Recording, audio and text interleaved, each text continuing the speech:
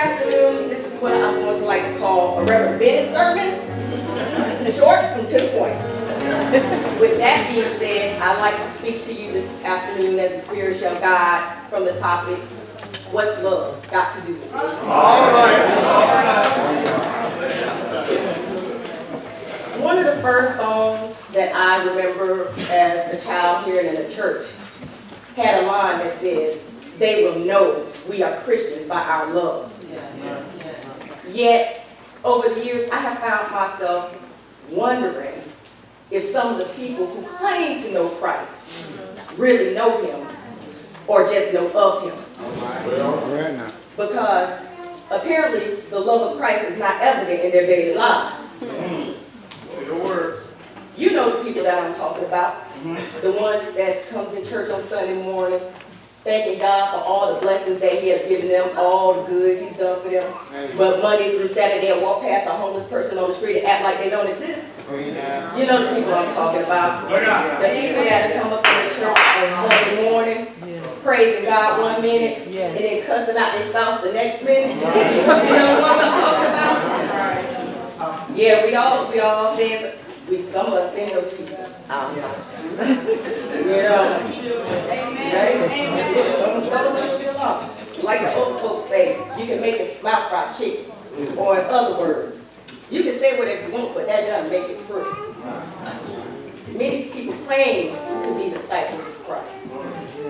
But as it says in the text, everything in God's law and the prophets came from love.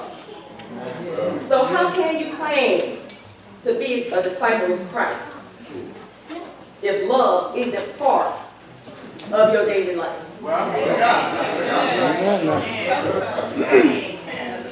1 Peter 4:7-11 says, everything in the world is about to be wrapped up. So take nothing for granted. Stay wide awake in prayer. Most of all, love each other as if your life depended on it. Love makes up for practically anything. Be quick to give a meal to the hungry, a bed to the homeless, cheerfully. Be generous with the different things God gave you, passing them around so all get in on it. If words, let it be God's words. If help, let it be God's hearty help. That way, God's bright presence will be evident in everything through Jesus, and he'll get all the credit as the one mighty in everything, on course to the end of time. Oh yes. So, if love makes up for practically anything, why are there still people in the church that walk past each other like they don't know each other and won't speak? And it's not just on the street, this is in the church house. Why are there people that will speak to someone in church, but the minute they get out of the parking lot, they on their cell phone with their girl saying, "Oh child, you wouldn't believe what she did today." Or acting all holy and that. You know we do that. Or there's some people that have become so angry, that they don't even come to church anymore. Why is this? I have theory. There's a lack of love. I know some people make it really hard to love them, and I understand that. I know. I know. There are some of those people that, you know, as hard as you try, they just difficult. But the word says in Luke 6:30-34, if you only love the lovable, do you expect a pat on the back? Run-of-the-mill sinners do that. If you only help those who help you, do you expect a medal? Garden variety sinners do that. If you only give for what you hope to get out of it, do you think that's charity? The stinkiest of pawnbrokers does that. Now ask yourself, are you quick to give a meal to the hungry? A bed to the homeless? And when you're doing it, are you doing it cheerfully? Or are you thinking about the sacrifice you had made to make those things happen? Or are you doing it because you're expecting something back? Doing somebody a favor because I know they're going to owe me later. Or worse. Or worse. Are you just doing it to look good in front of the other church folks? In every good work, all the glory belongs to God. True love that grows from a relationship with Jesus Christ is what allows Him to do His work through us. I recently read a book titled Torture for Christ by a man named Reverend Richard Wurmbrand. Reverend Richard Wurmbrand was a Romanian born during World War I. And he was orphaned at a very young age. And he was born into a Jewish family. But as his parents had passed, he was raised up with no religious training. So he grew up an atheist.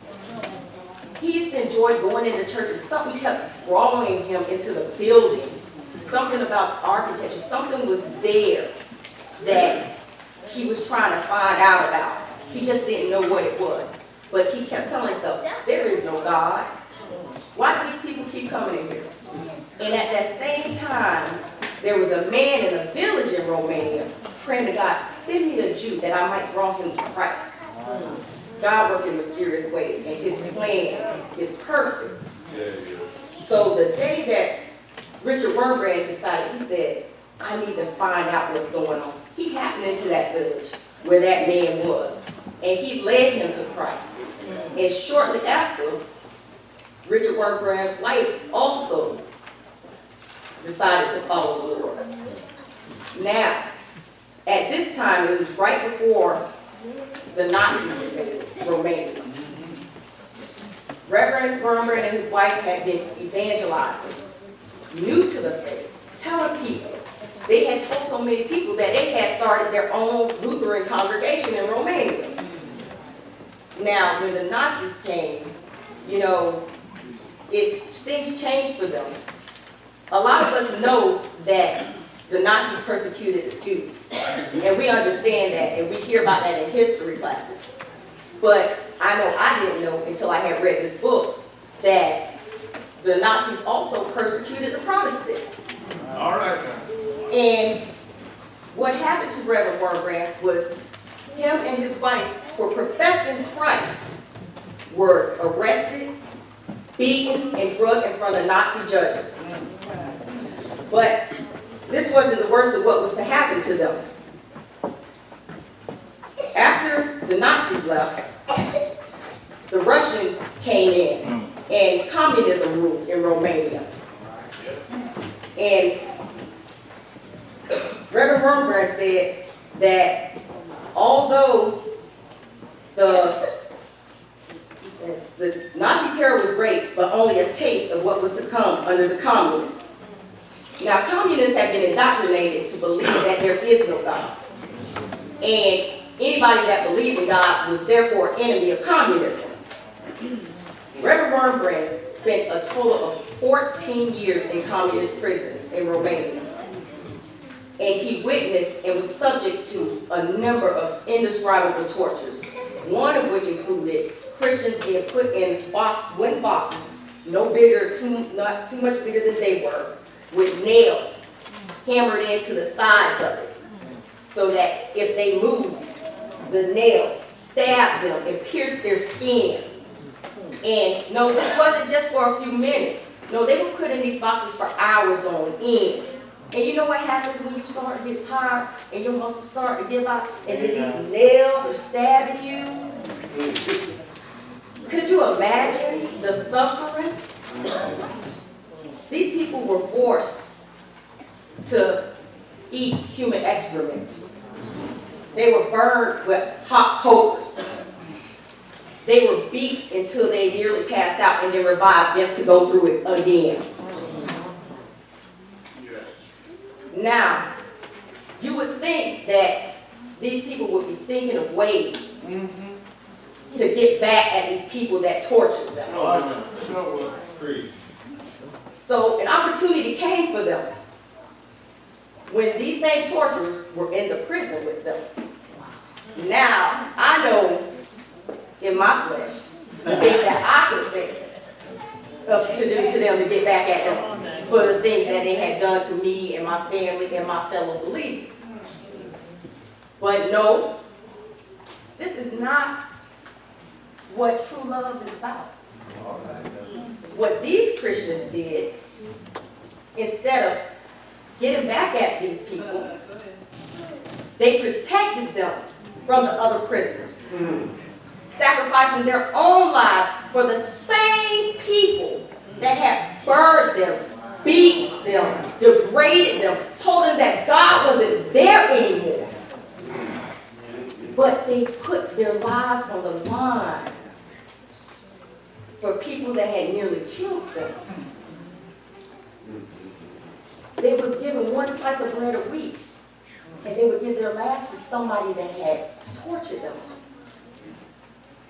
This is love. Yeah. All right. This is the love of Christ. Jesus told the disciples in Matthew 5:43-47, you're familiar with the old written law. Love your friend and its unwritten companion. Hate your enemy. I'm challenging that.